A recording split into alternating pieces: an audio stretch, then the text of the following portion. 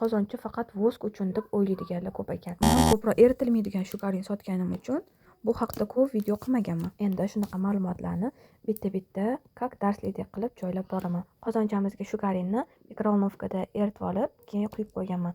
Mana bu qotgan holati. Bunga asosan sredniy bilan qattiq shugarin solinadi. Ba'zi holatda yumshoq shugarinni solsanglar ham bo'ladi. Ko'pchilik mana shu cho'pda, shpatelda surishni yoqtiradi. Qaranglar, bu qozonchada baland-past qiladigan skorsti bor. Past qilib yoqib qo'ysanglar, orada shiylarni ham qilib kelaverasizlar. Keyin bir pasda erinmasdan shugarinlarimiz bilan depilatsiya qilib tashlaysizlar. Hamma ayol qizlar bemalol o'zlari qilish oladi.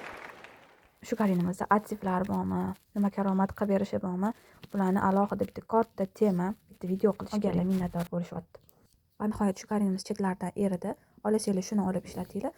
Yo bo'lmasam hammasini bir maromga keltirib eritib olinglar. Men bu yerda eng baland gradusdan sal pastroqda eritdim. Bikini sohasiga qiynalsangiz, qo'lingiz kelishmasa, albatta bizga murojaat qiling.